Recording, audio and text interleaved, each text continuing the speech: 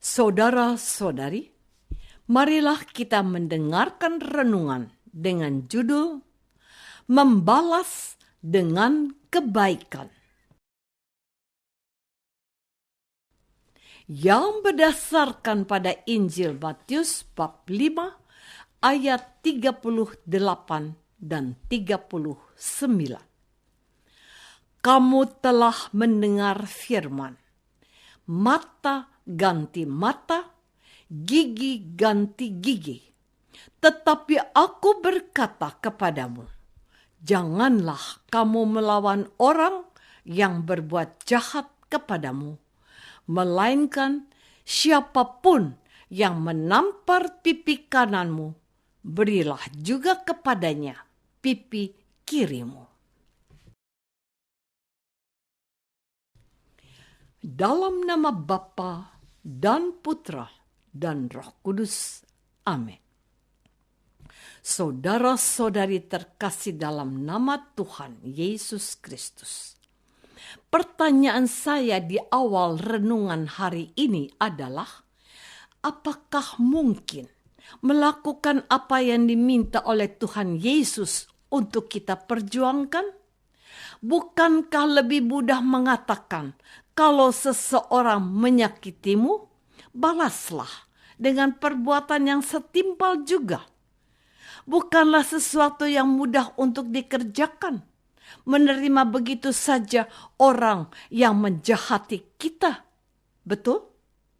Beberapa waktu yang lalu terjadi amuk massa di pengadilan karena ternyata seorang pembunuh dibebaskan dari hukuman karena ternyata dia tidak terbukti melakukan pembunuhan tersebut. Orang banyak yang berkumpul dalam ruang sidang dan di luar pengadilan sudah menghendaki agar tersangka dijatuhi hukuman mati atau hukuman seumur hidup. Fakta yang mengejutkan itu tidak bisa diterima. Akhirnya mereka malah menyerang hakim ketua yang memimpin sidang dan memutus bebas si pesakitan. Realitas seperti itukah yang mau diterjang dan diperbaiki oleh Tuhan Yesus? Apa maksudnya kata-katanya ini? Siapapun yang menampar pipi kananmu, berilah juga kepadanya pipi kirimu. Ini aneh dan tidak masuk akal. Saudara-saudari terkasih, inti pesan Tuhan Yesus hari ini adalah jangan membalas kejahatan dengan kejahatan. Atau lebih manis jika ditulis begini, balaslah kejahatan dengan kebaikan. Itulah karakter kasih ilahi yang didirikan Tuhan Yesus kepada kita hari ini.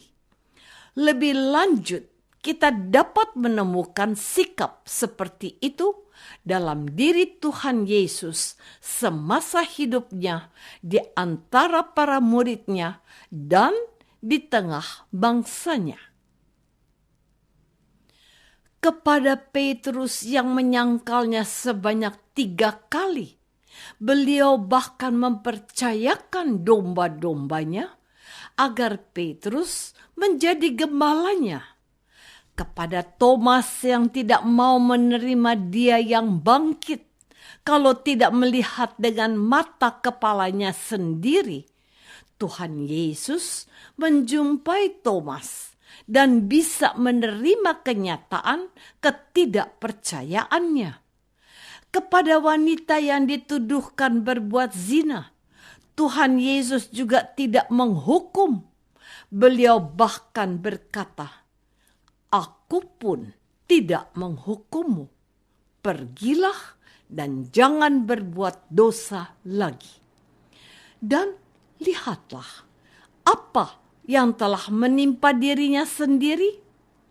Dia ditangkap, dipukuli, dihina, disiksa, dan disalibkan.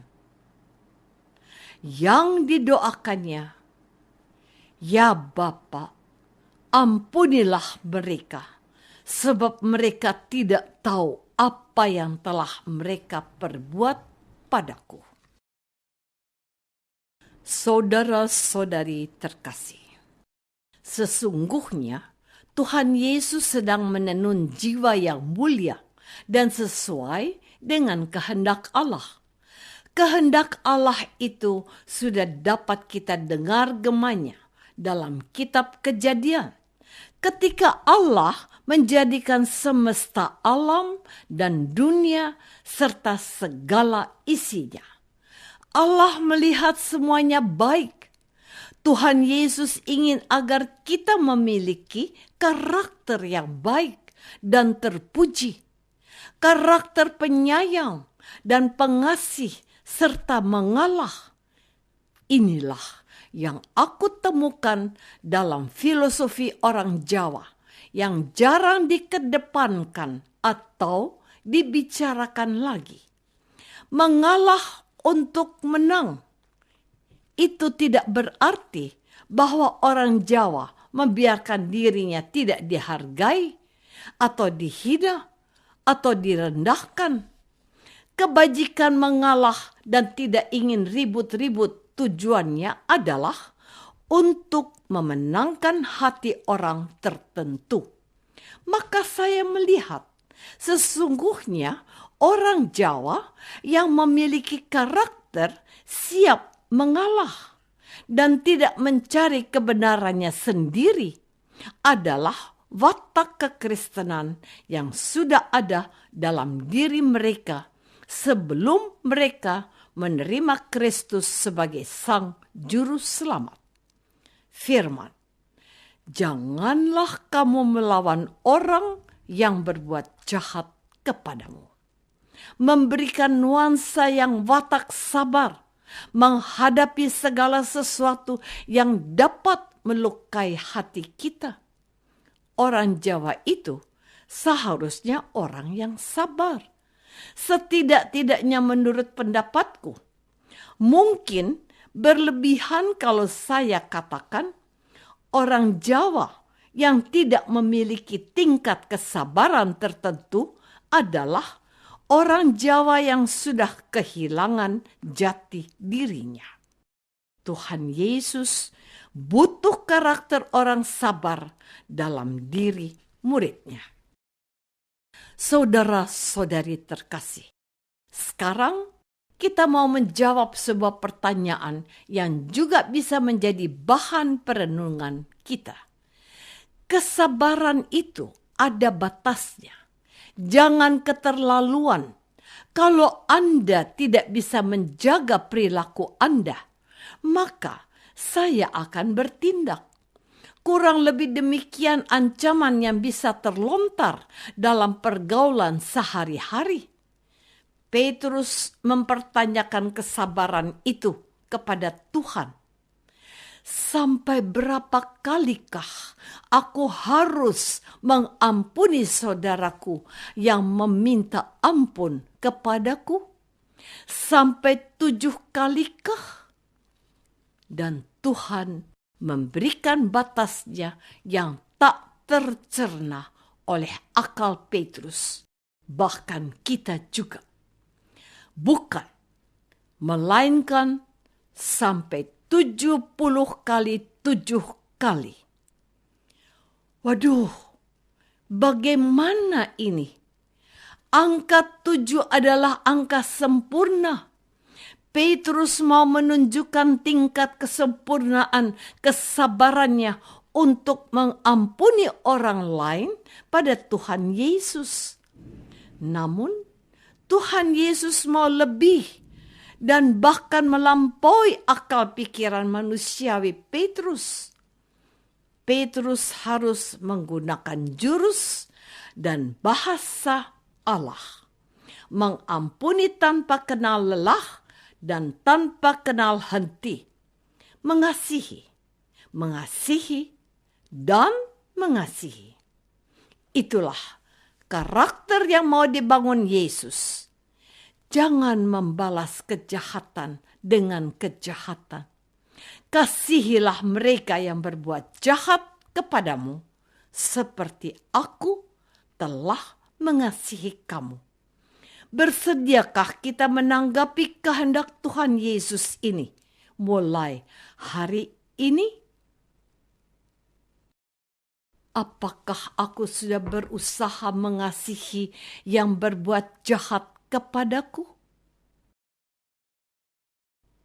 Marilah kita berdoa.